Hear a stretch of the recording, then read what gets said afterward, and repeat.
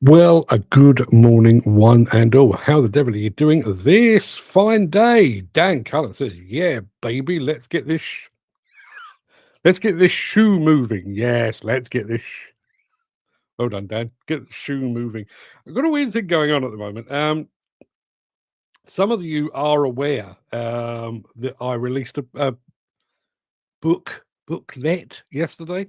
Well, it's now available over on buymeacoffee.com. I'll tell you in a second, but I don't know if I can show it to you now. Bear with me 1 second. But every time somebody gets a copy of it, you see those yellow notifications on my phone there. So my phone for the last hour or so just been ticking over, ticking over, and ticking over, which I'm delighted about. A Zweibagger channel over in, I'm assuming, Germany. I've just joined us over on Instagram. Good morning to you, chaps. The Al Hadid Scrapyard has just joined us. Hey, listen, we're a broad church here. Let's have a look. Who do we have here? I know Dan Cullen was here early doors, not as early as usual. He was here at 9:39. But good morning to Dan. Good morning to Chris Ford as well. And I've got a message here from Chris. Just to let you know, the package arrived safely. And the boy wonder says, "Thank you for the t-shirt. Very, very welcome indeed." And Zweibagger channel over on Instagram just said hello. Guten Tag, Guten Morgen. I don't know where you are, but good morning. Thank you for joining us. Andy Thornton is present and correct. Andy Darvell, all the Andys.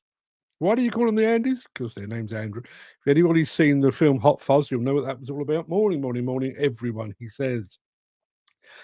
Gary Muirhead is here as well. Morning, Gary. Morning, Mark Whiting, whose button I have not pressed as yet.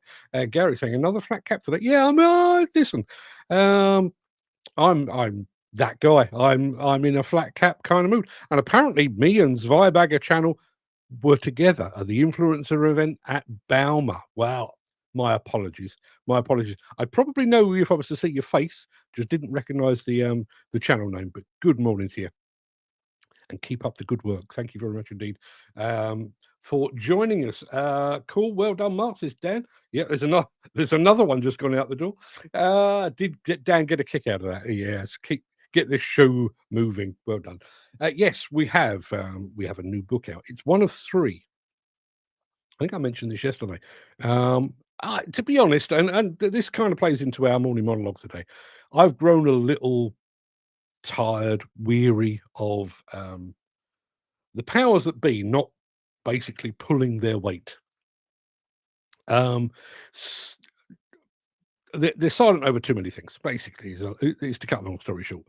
So I thought, well, sod it. If they're not going to speak up, then I will. So there are three publications. The first one that is already out, which came out today, or came out officially today, is about the demolition of large panel system buildings, which is a little precarious at the best of times, but there could be sort of 700 plus tower blocks to come down over the next few years because they fall foul of the latest building safety regulations.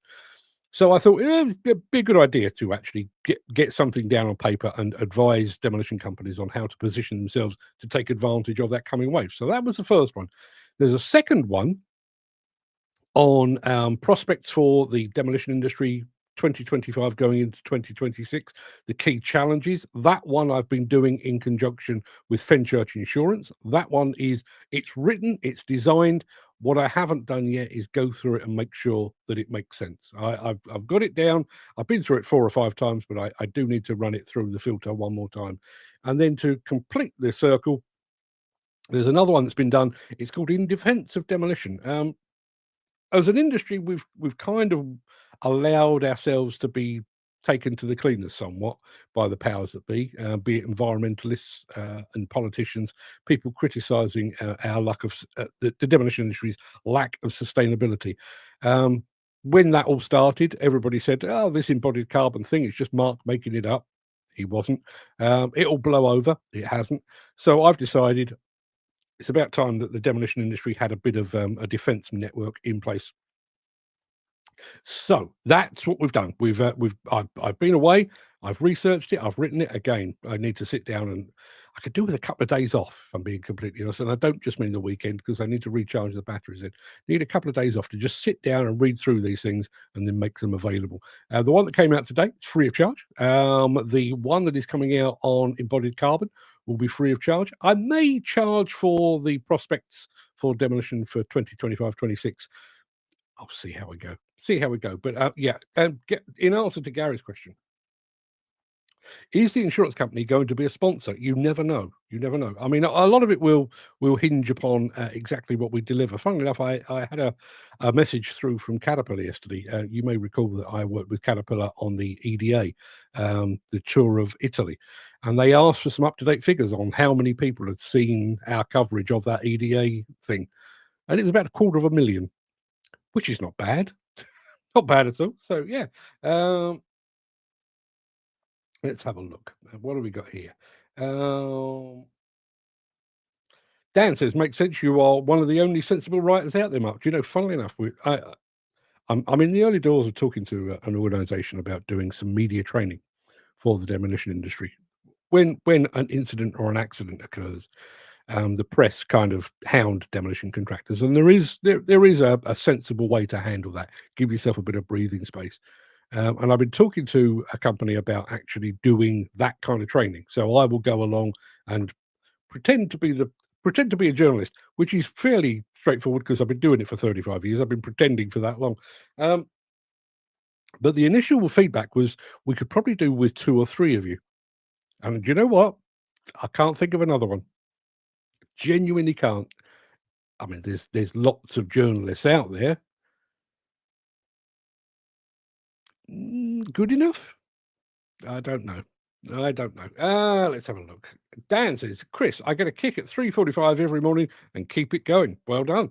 I see 3:45 as well, but only to shake hands with the unemployed and point Percy at the Paulson." Well done. And Jim Turner has just arrived. We've been waiting for you, Jim. Jim, thank you very much indeed for the plug that you gave us over on Instagram this morning. Not on Instagram, on LinkedIn. Much appreciated. You'll be pleased to know that the figures on this show are creeping up. They're creeping up. I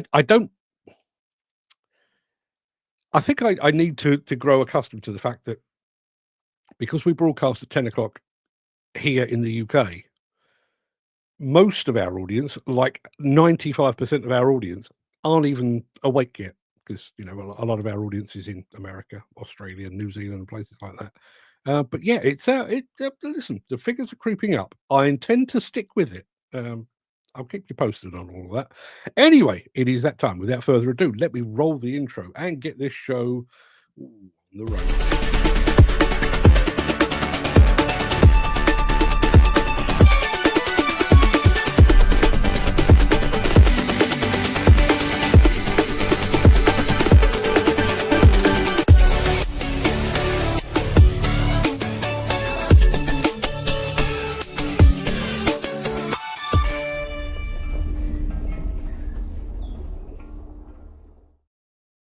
And just this is not bragging because I'm giving it away. It's not like there's anything to be proud of here. But in the time it took for that to play, I've had 4 notifications that people have got a copy of that large panel system book. 4 in about 30. Let me see, 27 seconds. Could have a well. I may have had a bestseller on my hands if I was actually selling it. Dan says, "But they're not journalists of your nature and expertise in construction demolition. That's the problem, and they're not interested." Yeah, that's about the size of it. The problem is, listen, we have this conversation about your side of the business. You know, there are too many people, I think, taking the paycheck, not actually as passionate and dedicated as you guys. And I think that's exactly the same in my side of the business. You know, back in my day, about 1,000 years ago, when I was first on a magazine, it was always perceived as a bit of a stepping stone. You'd go to join Contract Journal or Construction News or Building Magazine before you joined a newspaper. Very few people arrived and stayed. And today, that's even worse. We've got a situation now. I caught the tail end of it when I first left journalism, or as I was leaving journalism, full-time paid journalism, like being paid by a magazine. They just instituted this notion of only employing graduates, which is fine. I don't let far be it from me to decry education, but while they had a great deal of formal education, they didn't have a great deal of common sense, and they certainly had no real feel for the industry at all. And that played out.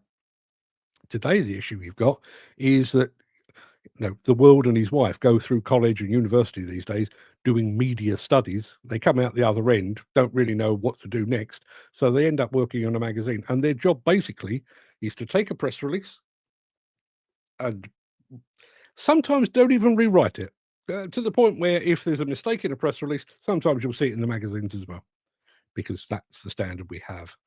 Dan says, "You're one of a kind." Yeah, my wife says that. Not in a complimentary manner, I have to say. Journalist license still up to date. Journalist license up to date. Journalist union card, sadly not. BP did a major piece of work following the Gulf of Mexico incident, how staff should engage with media and the rules around social media.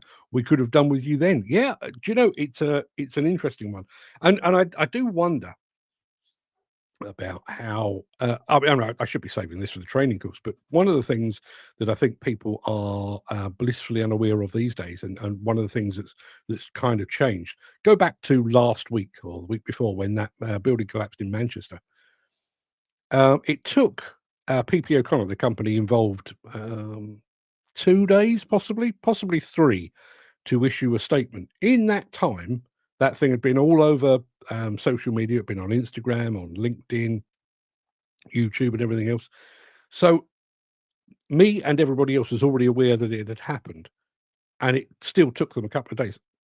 You should, as a demolition company, as a construction company, you should just have a statement on standby. We are aware that this incident's happened. We're investigating. We will keep you posted. The end. It keeps the press at bay. If anybody phones you up and says, "I'm from the Sun, here's our statement," it's not hard. It's not hard. What you do behind the scenes while that's going on is a completely different ball game, but it's not hard. It's just a lack of preparation, I would say. Copy and paste jockeys. Yeah, there's a lot of those about. There's a lot of those about. I mean, I've said this before, just to prove how inane the industry is. We did a spoof back in the day with Kokurik, the excavator modification company. We came up with this April Fool's joke that whereby we said that one of the issues of high reach excavators was transportation. So Kokurik had been away, and they've done their R&D, and they'd made a high reach boom out of rubber, and it was called the wobble boom. And we did a bit of jiggery pokery with a photograph of a Kokurik excavator, a high reach, but with sort of bends in the. And we said, the key advantage of this thing is the fact that you can, when you finish work, you can roll up the high reach boom and put it in the boot of an average size family car. Anybody in the demolition industry would have went, everybody would just went, "Huh, yeah, okay, the wobble boom, yeah, a boom made out of rubber."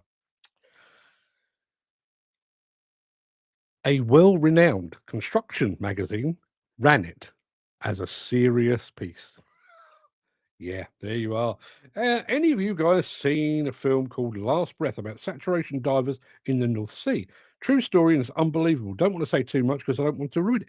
I've never even heard of it. I think I may need to check that out. Gary Muirhead says, "I've never bought a newspaper or magazine for years now. With everything online, they're just secondhand news." Yeah, they are. I think the only problem I have with that is, which kind of runs counter to what I do in some ways. I do think sometimes you get the best coverage a day or two later. Um, to give you an example, obviously there was a bunch of elections over in America this past couple of days, in California, in New York, in New Jersey, and by and large, the Democrats won, gave Mr. Trump a bit of a kicking, and absolutely fine. I think the left-leaning press made a bit of a song and dance about it. Oh, look, the blue wave is coming. Trump's days are numbered. But I think the more considered coverage is now, where people have gone, well, it's good for New York, but New York was always a little bit kind of hipsterish. California's always been a bit hipsterish, a bit left-leaning. marches to the beat of its own drum. I think, in truth, the best coverage will be now. Now they've actually had 24, 48 hours to digest it. Going back to the chat, Alex Latham. Good morning, Alex Latham. Good morning to you, my friend. Dan says, yes, seen that. Very good film. It's brilliant, apparently. It's on Amazon Prime. Very lucky guy. I need to go and check this out. Last Breath. I'm going to make a note of that. Anyway, 16 minutes in. It is Thursday, the 6th of November. Welcome to the Breakfast Show. I am your host, Mark Anthony, the Walrus of Demolition, the Lord High Chancellor of live streaming. And in today's show, XCMG goes hybrid. We're doing lifetime component tracking with Komatsu, how Caterpillar will power the future, and we're going to take a walk around the famous JCB GT, if we can get it to stand still for long enough. And in today's morning monologue, it's called Misplaced Trust. And pretty much everyone gets it in the neck in that one. So I'm looking forward to bringing you that one. So before we crack on, let's have a bit of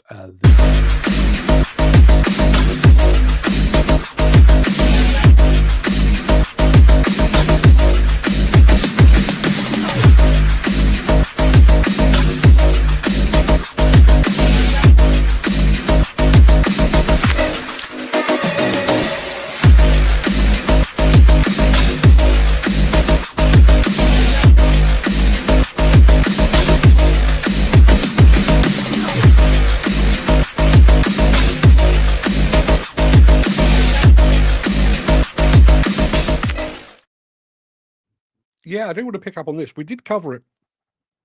That's not true. I mentioned it the day after because obviously it's only about a month ago since I flew into and out of Louisville Airport.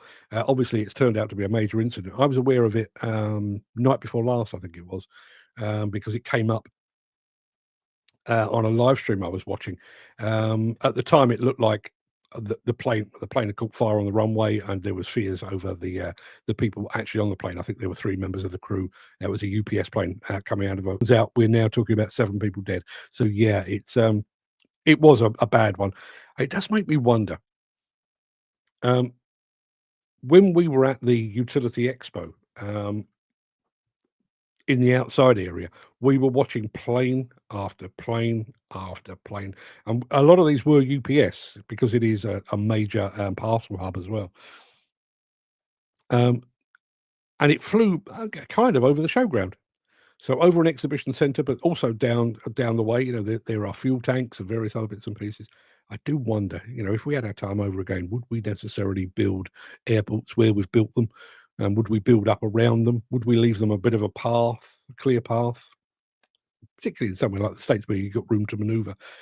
Jim Turner says, same here, Gary. I watch, listen to the news, then do my own digging around to find out the truth. We can't trust any mainstream media. Isn't that a sad indictment, eh? And I wish I could stand up in defence of my industry. Not sure I can. Now, on this, yes, a couple of things here. I see our good friend Marco Lorini won an award at the Demolition Awards last night. Yes, he did, over in Nashville. I think he picked up the Innovation Award for the Setanta, which obviously we've brought to you here on the show. Another couple of notable ones, which I was very, very pleased about. William Sinclair at SafeDem picked up part of the Collaboration in Demolition Award for his work with ASI, who do the simulations of explosive demolition. And the one that pleased me probably most of all, mainly because, you know, I know him. I got a lot of time for him, and his dad as well. Cormac McLean, who has been on this very show, picked up the Explosive Demolition Award. I think he's about 24. He listen. Somebody note this down, because this will come back to. You can replay this in a few years' time when I'm proved to be correct. Cormac McLean is the future of the explosive demolition industry, and I think the good folk at KHL and the World Demolition Awards recognised that yesterday. So yeah, 23, 24 years old, World Demolition Award for explosive demolition. Fantastic news, and congratulations, Cormac. I'm sure your dad, who was in attendance, Adrian McLean of the IDE, was in attendance. I'm sure he was very, very proud indeed. Anyway, I've promised you a hybrid XCMG, and man alive, you're going to get one.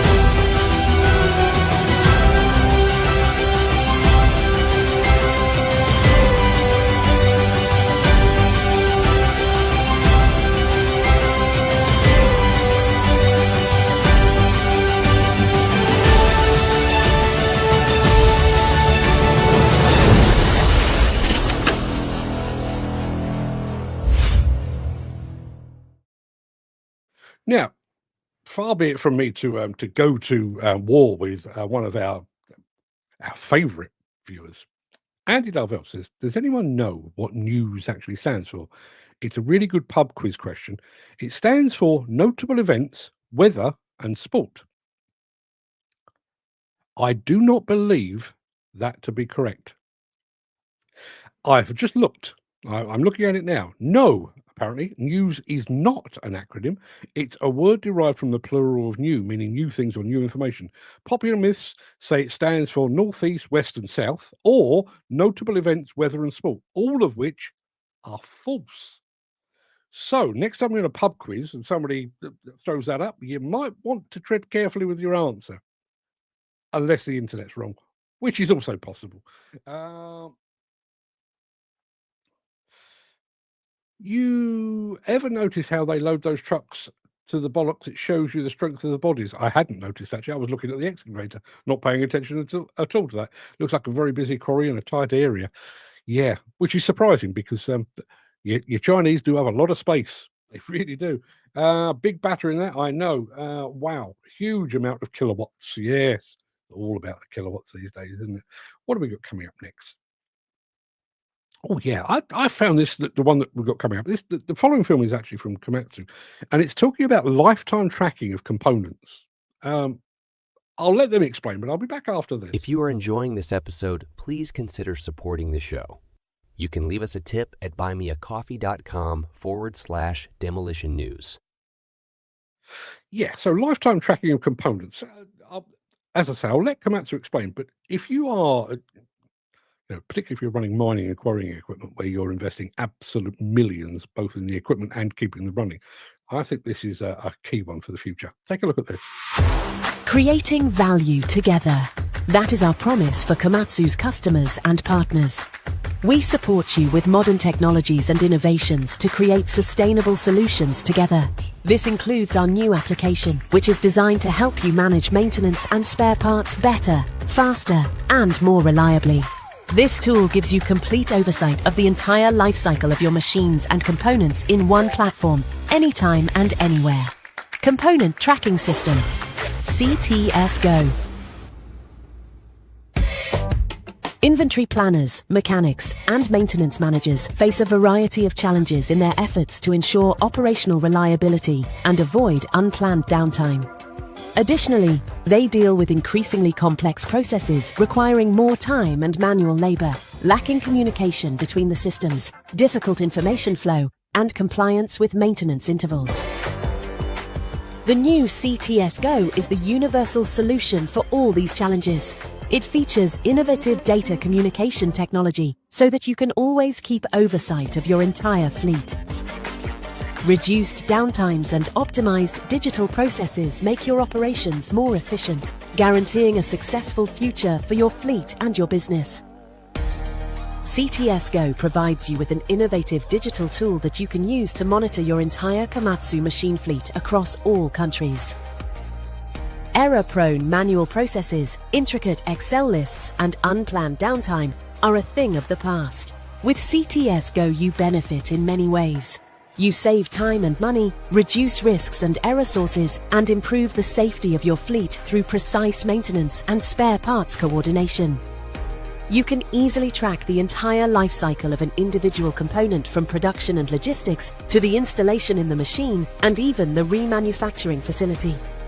Real-time data of all relevant components, support with maintenance planning, and information on spare parts, availability and delivery times ensure oversight and planning reliability for your fleet management.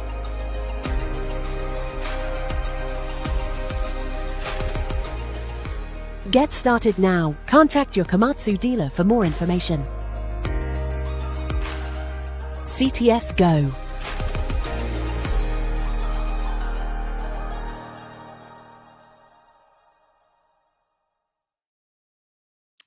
Not so long ago, the mechanic's tool was a spanner or a wrench or a sledgehammer or something like that. Future, mobile phone. Going to go over to Andy Darvell.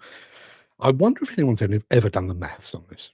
He says, I've seen ADTs overloaded so much they can't actually tip on their own. They've had to have a 360 help pull the back up. And it wasn't me who loaded it, he says. We believe you. It was a 750 loading a 40-ton cat truck. Now, I'm sure that's not a unique thing that only Andy Darwell has spotted. And I guess there is a temptation to get a little bit more. You know, we all grew up with greedy boards on ADTs to get that a little bit more into them. But A, what does that do to your warranty? And B, I wonder what the balance is. Yes, you've got more across the weighbridge, but you've basically destroyed, or you're slowly destroying your truck. You know, the lift rams that raise the body body itself. You're gradually mullering that. Is that really wise? I wonder. Looking at pictures on the news of Gaza, there's a lot of work to be done there. Well, if Donald Trump's still around by then, he's going to turn it into the Riviera of the Middle East, isn't he? Yes, everything will be gold and they'll all have the name Trump on it, which means I'll never go there. I load all site dumpers to the max unless they're going up or down steep ramps or driving across side slopes.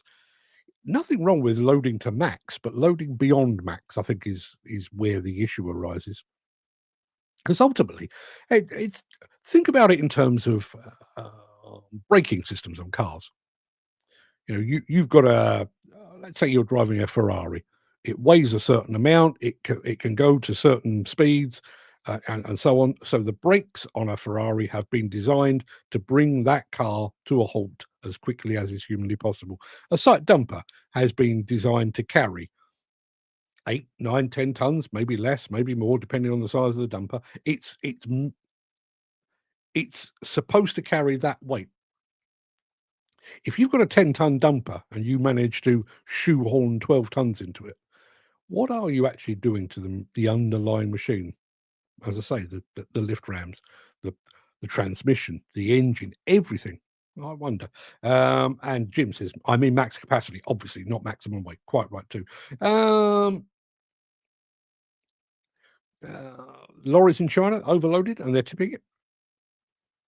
But China is a law unto itself, as I think we've seen in recent years. We're talking power in just a moment with Caterpillar. Not mobile machines, but actual power. Back after that. Since the finance bill came into effect in April, the construction industry has seen a surge of fuel thefts. The rising cost of living has placed an additional risk of theft by employees and contractors, as well as opportunistic thieves. By using diesel dye and placing warnings of its use, you are sending a clear message that this is your fuel.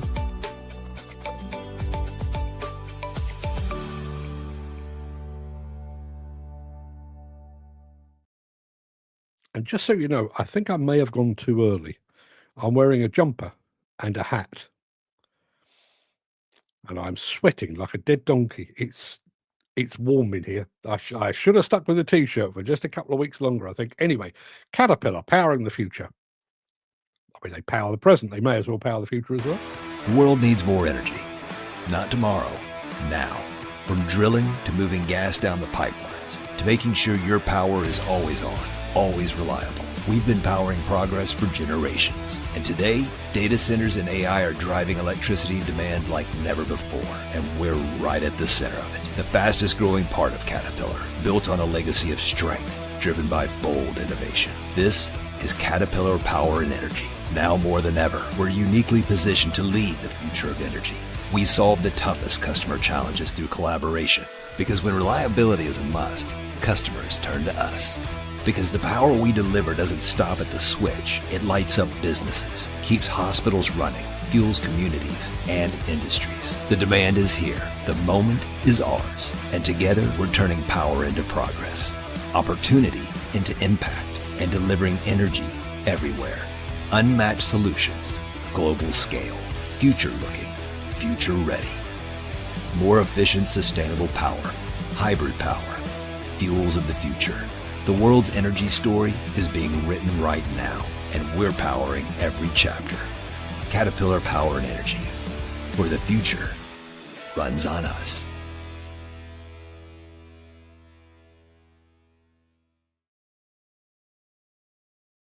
Okay, I've been completely distracted. We've not had a question of the day for quite some time. We've had this from Andy Thornton. If you like a good pub quiz question, do you know, without Google, and I will say without Google, what's the one universal single component that is transferable between every car as standard?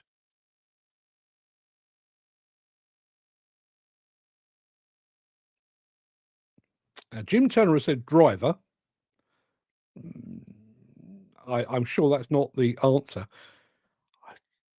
First thing that came to mind was like spark plugs, but that's definitely not the answer. Anybody? Dan, go for passengers. I think he's talking about component. Air in the tyres. Fuel cap. Andy Thornton.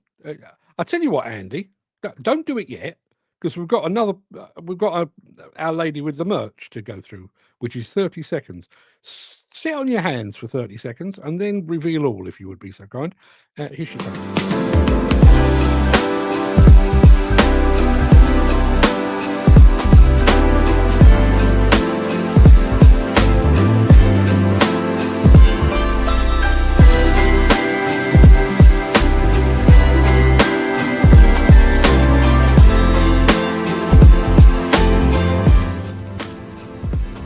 Merry Christmas and happy holidays, everyone.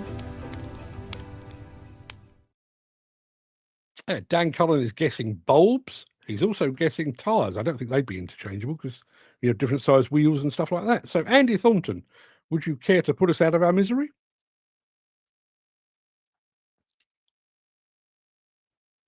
While he's doing that, I'm going to play another film. And it is our last one. I'm fairly sure you're all aware of the JCB GT, which is quite quick. I've seen it up close. It is very, very quick. We're going to take a quick walk around.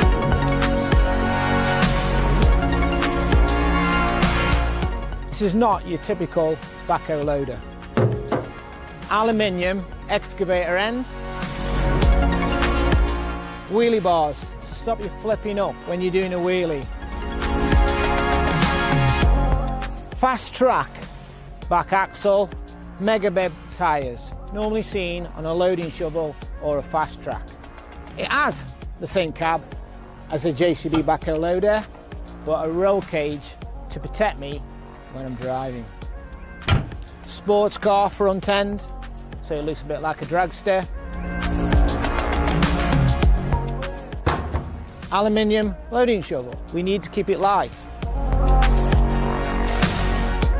Most importantly is a V8 Chevrolet supercharged 9.5 litre engine capable of 1,000 horsepower. And finally, my name is on the side of it.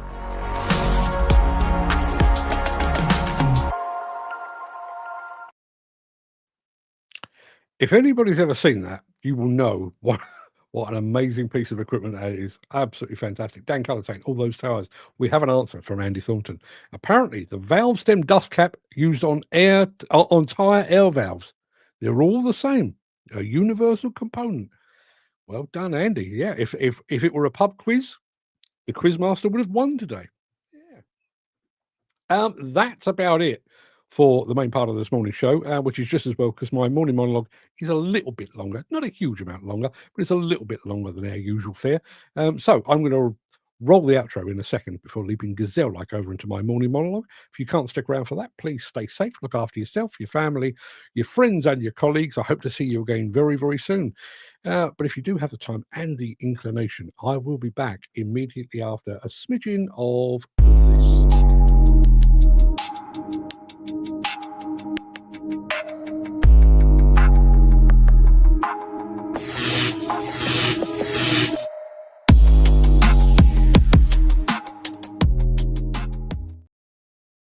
Maybe it's just human nature. Maybe we're hardwired to believe that someone somewhere knows what they're doing. We put our faith in people and institutions, governments, federations, regulators, the police, not because they've earned it, but because that's the way we've always done it. And because the alternative is too bloody depressing, and also because the thought that there's no one actually steering the ship is just too terrifying to contemplate. But every now and again, reality comes along to remind us that the people at the helm might not actually know their port from their starboard. It was surely reasonable to expect that the self-appointed voice of the demolition industry, the National Federation of Demolition Contractors, would step up when 10 of its member companies were caught in the Competition and Markets Authority bid rigging scandal. 10. Not one rogue firm, not a handful of bad apples. 10. It's not a blip, that's a pattern. You'd think, wouldn't you, that the Federation might have said something decisive, a statement, some suspensions, a bit of moral backbone, something to reassure the market, to prove that integrity still meant no. To prove that something to reassure the market, to prove that integrity still meant something. Instead, silence. Not the kind of silence that precedes meaningful change. It was the deafening, avoidant kind of silence that screams, if we keep our heads down, everyone might just forget about this. Then came the removal of the red diesel debate. No. Then came the removal of the red diesel rebate. Another moment when the Federation could have used its apparent influence for good. Construction and demolition firms are already struggling under rising costs, and this was a direct hit on the little guys. What did we get? Another shrug. When the environmental lobby, backed by politicians keen to look green without actually understanding a damn thing, when they started painting demolition as the enemy of sustainability, you might have expected some kind of fight back. Maybe an explanation that demolition isn't just about tearing things down, but about clearing the way for safer, more efficient structures. That recycling and reuse aren't new concepts for this industry. They've been baked into the work for decades. Instead, silence again, deafening, convenient, cowardly silence.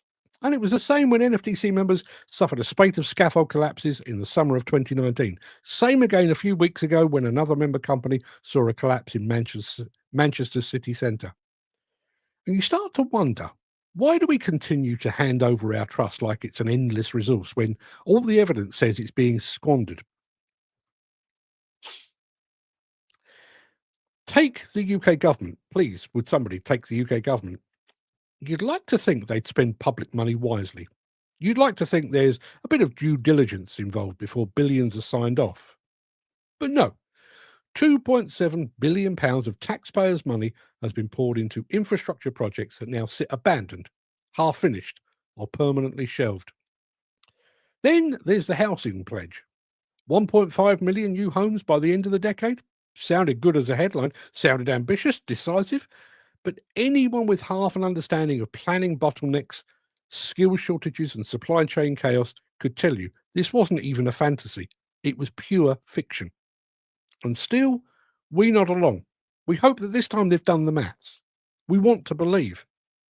And perhaps that's the real tragedy in all of this. It's not just that those in power fail us. It's that we keep lining up for another round of disappointment. Like gamblers who've lost everything but can't resist one more spin, one more hand, one more, maybe this time. The demolition industry has its own heartbreak in this regard, the Didcot disaster. The police took primacy in the investigation, which, on the face of it, sounded like a good thing. Serious incident, criminal potential, let the experts handle it. Except they weren't experts. Not in structural engineering, not in demolition methodology, not in the realities of complex, aging industrial buildings. And almost 10 years later, what do we have? No prosecutions, no accountability, no closure for the families. Just a series of polite letters, vague updates, and the hollow reassurance that the investigation is ongoing. If you listen carefully, you can almost hear the sound of justice dying of old age. So here we are again, waiting for someone in authority to do what they promised, waiting for systems that have failed us time and time again to suddenly come good. And it's not even confined to just demolition or construction. You see it in politics, in policing, in public health, in corporate life. Bankers crash the economy, get bailed out, and we trust them again. Governments lie, bluster, U-turn, and we still turn up at the ballot box hoping this time might be different. The police mishandle major cases, suppress evidence, lose documents, and still we're told They're learning lessons. We seem to be a nation addicted to disappointment. Maybe it's cultural. Maybe it's baked into the British psyche, that stiff upper lip, mustn't grumble attitude that lets authority off the hook. We tut, we roll our eyes, we mutter into our mugs of tea. It's like we're stuck in an abusive relationship with our institutions. They let us down, we forgive them. They lie to us, we rationalise it. They disappear when we need them most, and we still cling to the hope that maybe next time they'll show up. But they never do. The demolition sector's relationship with its federation is just one small version of a much bigger pattern. The NFDC should be a genuine force for good, a professional, transparent, authoritative voice. Instead, it's become an echo chamber, more interested in protecting its own reputation than fighting the corner for the industry it claims to represent. The government could have been a strategic partner to the construction sector, providing clarity, investment and consistency. Instead, we get stop-start policies, political gimmicks and grand promises that dissolve faster than a sugar cube in a mug of tea. So maybe it's time to start rebuilding our trust differently. Not top-down, not blind faith in badges, logos or titles, but from the ground up. Trust earned in actions, not statements, in delivery, not delay. And that's the point. Trust is a thing that's earned. It's a kind of currency. I think we've spent far too long investing that currency in the wrong markets. There you are. That ensures that I'll be top of the NFDC's Christmas card list, as I have been for quite some time now.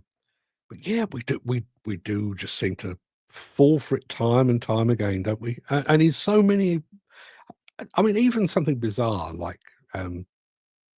my love of West Ham United. Yes, they won last weekend, and I can't knock it because it's a rare thing. It doesn't happen very often, and I was pleased. I was very happy that they won, but they'll let me down again. Some of the players kind of don't want to be there. I mean, there's one in particular definitely doesn't want to be there, and come Saturday or Sunday or Monday, whenever they're playing, I'll be sat there in my West Ham shirt, my West Ham scarf, my West Ham bobble hat, thinking, this time, next time, yeah. All of which kind of leads me back to these publications that I'm working on. There was a time, and I was there at the time, but it wasn't because of me.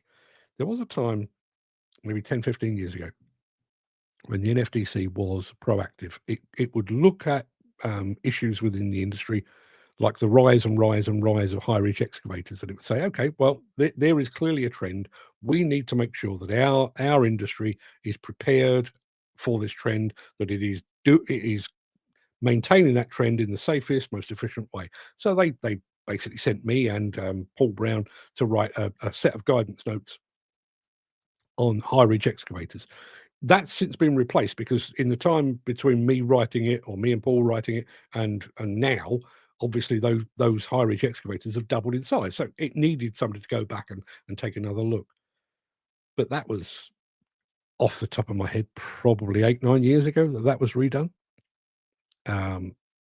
I've not seen it, so I don't know.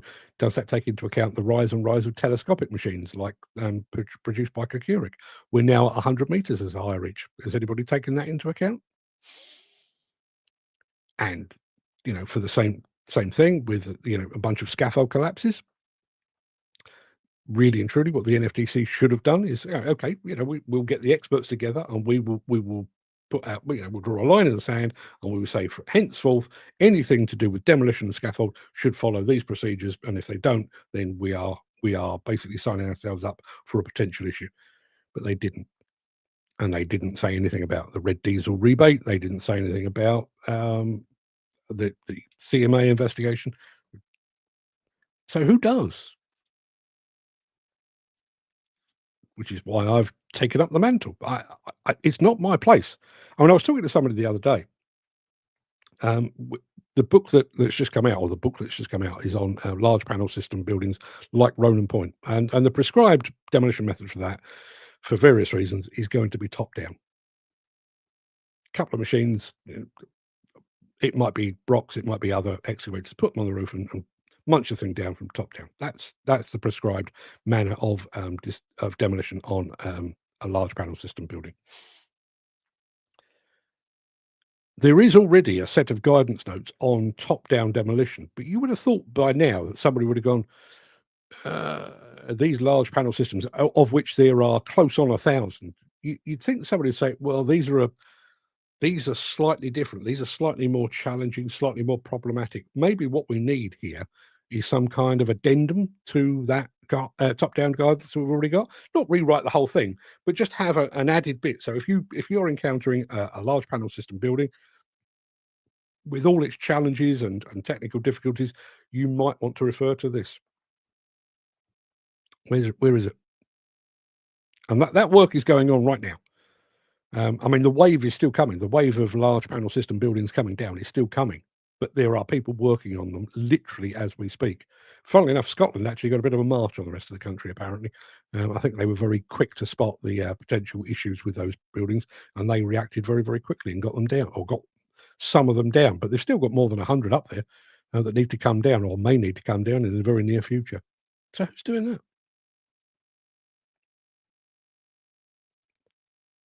And just as a small aside, I may actually turn this into my morning monologue for tomorrow. I've been thinking a lot about Didcot, which is soon to be 10 years ago. February 23rd next year will be the 10th anniversary.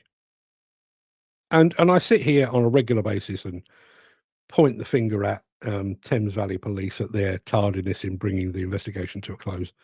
I point the finger at the health and safety executive for doing basically bugger all in that time as well. But I wonder if we've done enough. I don't mean we as in the viewers of this show, but I wonder if we as an industry have done enough. Were we sufficiently helpful to the police in their investigation? Were we sufficiently supportive of the families that lost loved ones in that tragedy? Did we do enough to learn the lessons, even though the full lesson has yet to be learned because we haven't had the findings? Have we done enough in the 10 years, a decade since that happened, to actually change our ways, to think long and hard about what happened on that day and how we might react differently, even if we've not actually changed methodologies and working practices, but change the way that we handle a tragedy? Think about it from this point of view.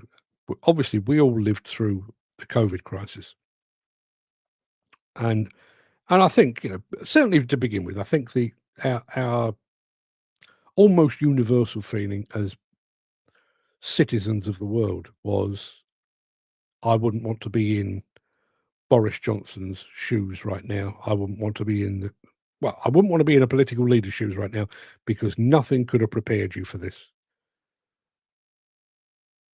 That's 5 years ago. Are they prepared now? If, and God forbid, but if we were hit with another global pandemic or something along similar lines, are we convinced that governments around the world have taken all that they saw in COVID and now have for want of a better term, a playbook that they could refer to? If this happens, this is how you respond. Because I'm not convinced. I do find it interesting on that side of things that there's been a few tests of the emergency response system on your phones. I'm sure you've all had a message triggered to your phone probably twice, I would say, since COVID. I certainly had one. I was in Germany on one occasion. I was here for another. I'm sure they are testing the systems, for something. I don't know, what are they testing the system for? Is it terrorist attack? Is it pandemic? Is it flood? plague of locusts. I don't know what they're testing the system for, but they're clearly doing that. But what's going on behind the scenes? You know, if you woke up tomorrow morning, turned on the TV news, which I know we all don't trust now, turn on the TV news and it says, terrible news, we have another pandemic. Bird flu has run rife. We're really up shit creek now. Has Keir Starmer got a little booklet he can turn to and go, okay, in the event of this, do this, do this, do that, enact that, don't do that, make sure this happens. Does that exist yet? 5 years after?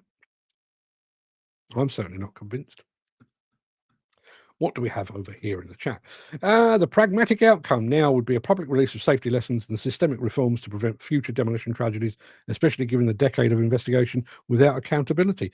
Yeah. I mean, but when I was on, I've not been on because they recorded it and they just put it into an archive somewhere. When I was speaking to the lady at ITV last week, I wanted three things. The first thing I want is closure for the families. That's far and away the most important thing when it comes to Didcot. But the two other things is we need a system whereby we can release information without prejudicing any potential prosecution. You know, here are our initial findings. You need to be aware of this. We're not saying that anyone's been negligent. We're not saying that anyone's done anything wrong, but this was the cause. This thing here, that little box there, that's what made that building collapse. That's why 4 people died. We're now going to, we as the health and safety executive, Thames Valley Police, we're going to take ourselves away into a little dark room now. You know that, so you can amend your working practices and your methodologies. While you're doing that, we're going to be over here trying to find out if anybody was indeed negligent, if anybody did do anything wrong that we can then prosecute over. That would be my second wish, is that idea of interim, that's the word I was looking for, interim findings. And the third thing that I think should come out of this, it won't because of the nature of governments and regulatory bodies, but the third thing that should come out of it is a cap on the length of time that these things take. And I mean, obviously, this is a show about demolition and construction, so Didcot is very much in my wheelhouse. But why did it take, 27 years for Hillsborough to be resolved? Why did it take 20 plus years for the post office saga to be resolved? Why did it take 20 odd years for the blood transfusion or, HIV and hepatitis thing to be resolved? I don't know how long it took to resolve the whole spina bifida thing. That would have been another one. There's so many instances of things just going into a big black hole.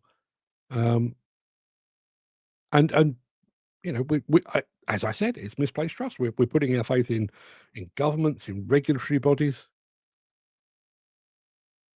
I can't help feeling it's misplaced. Really can't help feeling it's misplaced. Look at I don't want to get drawn into the whole political end of things, but we've had instances recently of illegal migrants being sent back whence they came, only to pitch up again the following Tuesday. We as a nation, we've put our faith in the government, in the regulatory authorities, on the border control. We're sending this bloke out. That's it. He's not welcome here. He doesn't have any reason to be here. He has no right to be here. We're sending him away. He's back. We're releasing prisoners to commit crimes again. Why? As a nation, we have put our faith in the institutions that govern and regulate the nation. And time again, those systems and those regulations and those institutions have failed us. As I said in the spiel, it's not peculiar to demolition. I mean, it's the one that I live and breathe with, most regularly. It's not unique. It happens across the board. And yet we go back for another kicking every single time. There'll be a general election at some point in the next 3 and a bit years, I suppose. Now, we all, regardless of your feelings on Keir Starmer, and I know we've all got some very strong feelings towards Keir Starmer and Rachel Reeves and Angela Rayner et al. We had 13 years of Tory rule, which wasn't great by and large. It was a bit of a catalogue of errors by and large. Their main person now, Kemi Badenoch, is largely invisible. Would I vote for her? Probably not. And yet in a couple of years' time, we will all go to the ballot box and we will put a tick in the box, primarily, I think, to get rid of Keir Starmer. Do we vote for Kemi? Do we vote for Nigel Farage? God forbid. And do we really, regardless, whether you vote Farage or Reform, whether you vote Green, Lib Dem, Plaid Cymru, or whatever it might be, whoever you vote for, do you really, really, really have any faith in any of them actually doing the thing that you believe they're going to do? Nigel Farage will unquestionably be standing at least partly on the whole immigration thing. Do you really think he's going to fix that?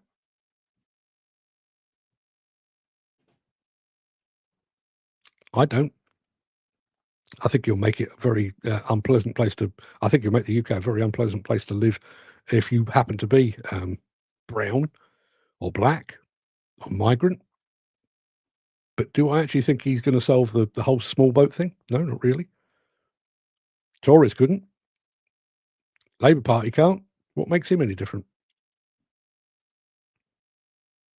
Just saying. Anyway, don't want to get into a political rant because that's not what you're here for.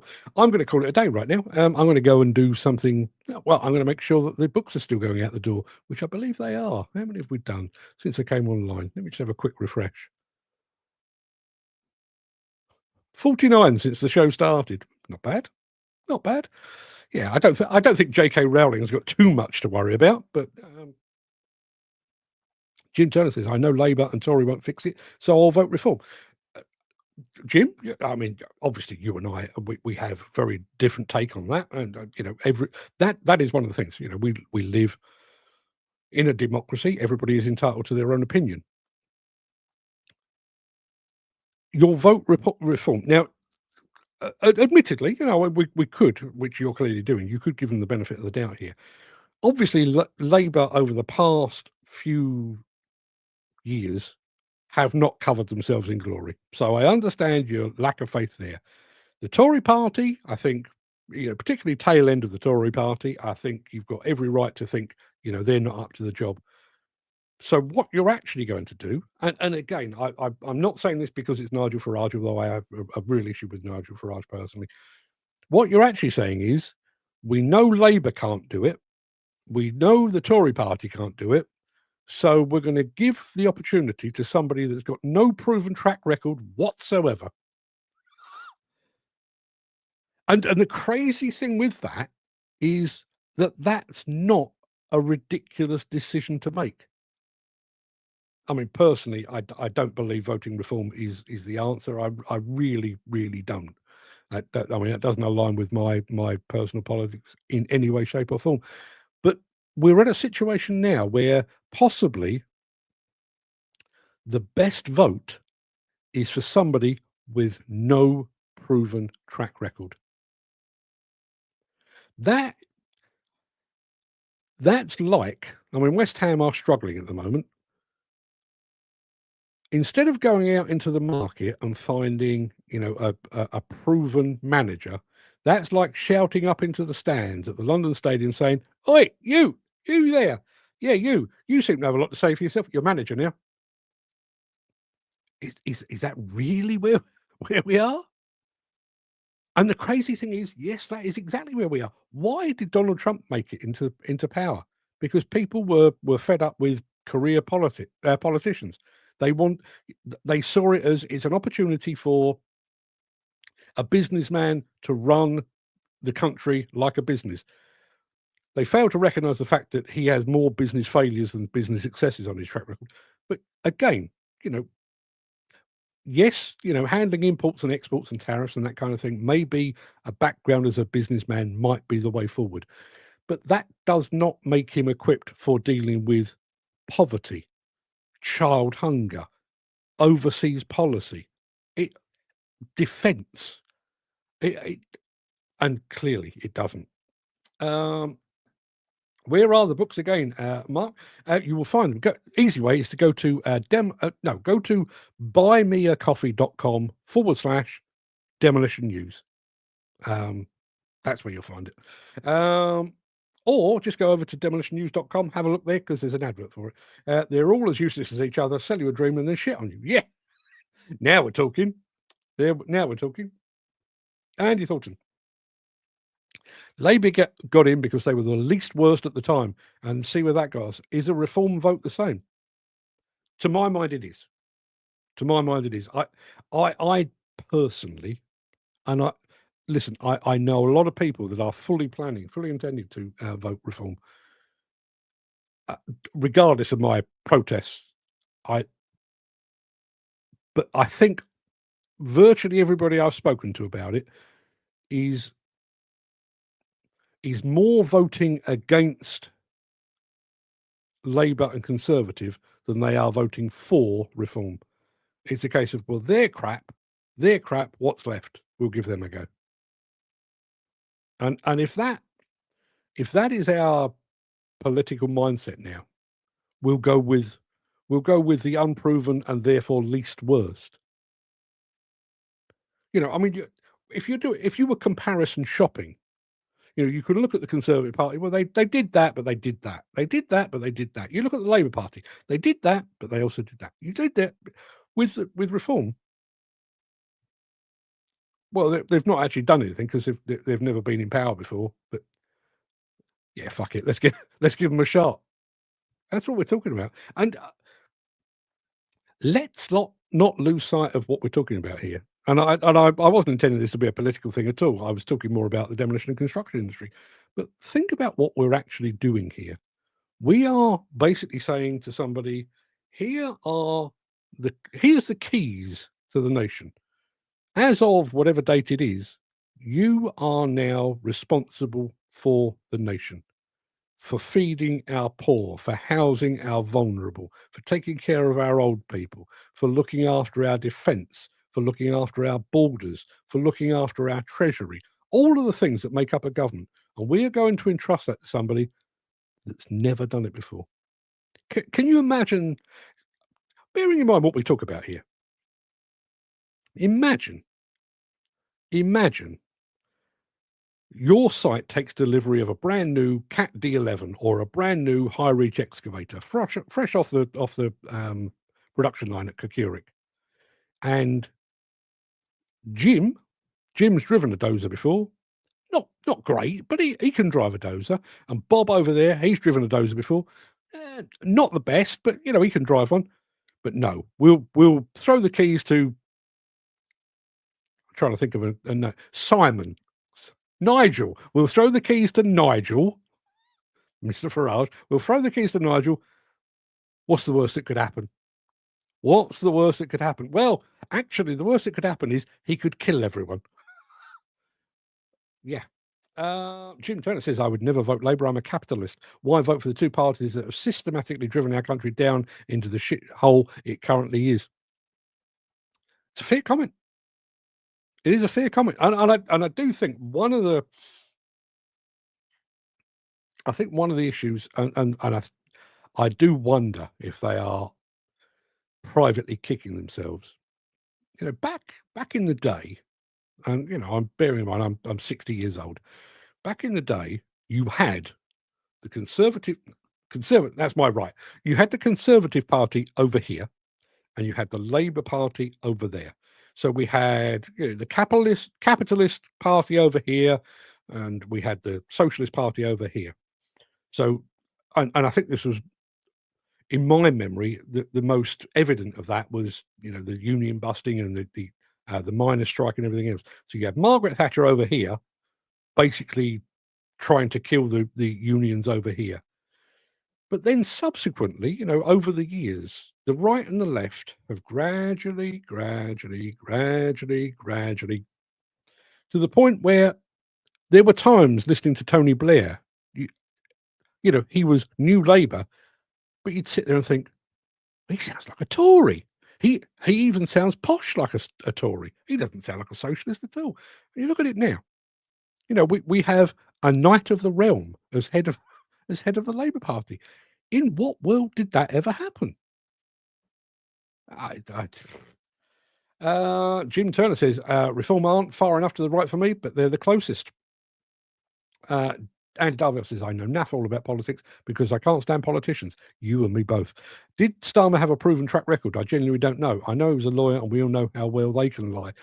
Yeah, it's a good point. That is a good point. The most recent Tory MPs got in on the coattails of Boris Mania and then got arrogant and tried to topple party leaders to their own gains, imploding the party. The question is, have they learnt?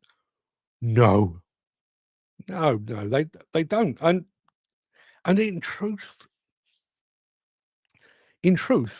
from a personal standpoint, you don't need to.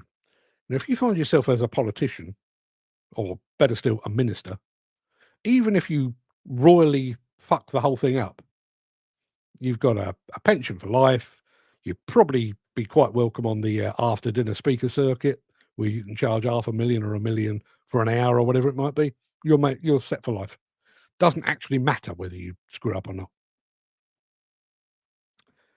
I was once told never argue about politics or religion. Yes, I was told the same thing, which is why I was trying to keep it on the line of demolition and construction. But it's a universal thing. I mean, I mentioned in that spiel about banks. You know, I remember my grandmother on my dad's side, so my dad's mother, would keep piles of money under a mattress. We found carrier bags stuffed with £5 notes in her wardrobe after she died and everything else, because she didn't trust banks. And I remember as a kid, I mean, she died when I was in my teens, and I remember thinking, don't trust banks. You know, they're highly secure and they're run by very intelligent people wearing pinstripe suits. Do I trust banks now? I mean, my money's in there. I trust them to look after that. But do I trust banks? No, I don't. And even this, I mean, this is one of the things that I find absolutely astonishing. I don't know if you're aware of this. If you've got a big lump of money in a bank account, you're only protected in each bank account up to, I think it's 85,000 quid. So if you've got 100,000 quid in your bank account and that bank goes tits up, you're supposed to, and I've never seen it happen, but you're supposed to get at least your 85 grand back. But your other 15 grand, not so sure about that. In fact, you may as well kiss that goodbye. And apparently, and I'm led to believe, this is not my area of expertise, I'm not giving you financial advice, God forbid, but apparently the advice is don't have, should you happen to have 170 grand in your possession, don't put it in one account. You need to split it across two, because that way you'll be protected. If you don't, you're not. These are the financial institutions that run the world, and they can't look after more than 85 grand at a time. Politics is like a demo job. They all fall eventually, either in disgrace or something. Ain't that the truth? Yeah. And they all seem to arrive, don't they? They all seem to arrive. I remember this very specifically with Tony Blair. Arrived with fanfare and pomp and circumstance. Oh, look, it's a new beginning, and look, he's got Oasis quaffing champagne at number 10 Downing Street. Look how hip and groovy we are. Look, what was it? Cool Britannia. Oh, this is the place to be. And a couple of years later, it's like, yeah, Tony Blair bloke. Weapons of mass destruction. Yeah, as I say, arrived on a wave of good feeling and upbeat and optimism, and left with his tail between his legs, as do they all. Yeah. Anyway, people, that is enough of that. Go and have a fine and splendid day. Don't trust anyone, because quite clearly none of them are up to it, unless they happen to be watching this show, in which case you could probably trust them. Change of subject, says Chrisfield. Is the same happening to demolition companies that happen to truck and plant manufacturers in respect that all the old familiar names are disappearing, being replaced by large ones? There has been a degree of rationalization. There have been failures over the past 3 or 4 years.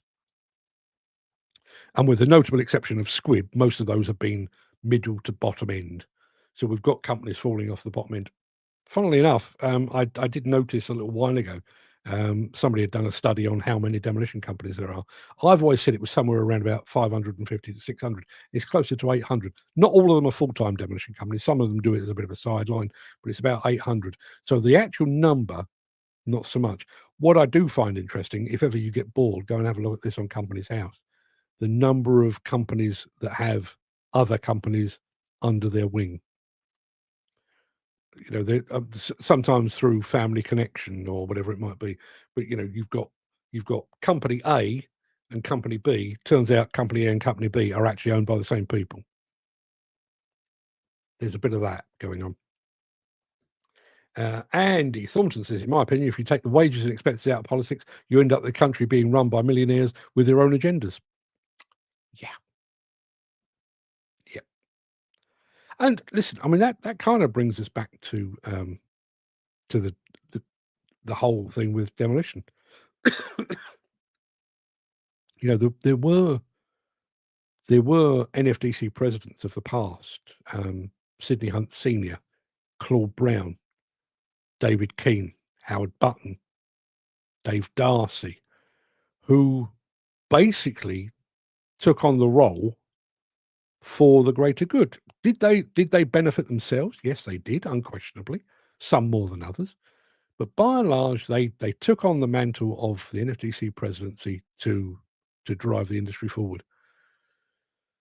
In more recent years, it's to get themselves on the front page of friendly magazines. It's to pick up spurious awards. It's to travel the world at somebody else's expense.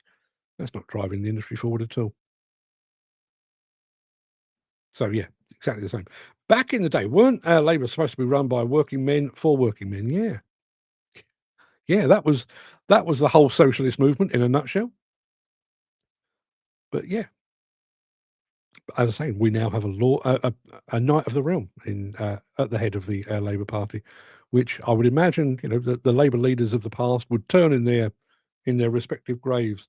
They all have their own agendas, whether they have money or not. I'd rather have someone that's rich running the country than someone that's still trying to get rich. There's some good logic there. Yeah, yeah. Although, you know, I would point to Donald Trump. He arrived rich and has basically spent the first year of his presidency making himself considerably richer. Is that really the answer? Discuss on your own time. I'm going to go and do some more writing. I'll see you tomorrow, everybody. Thank you very much indeed for your company. Thanks for all your input. See you tomorrow.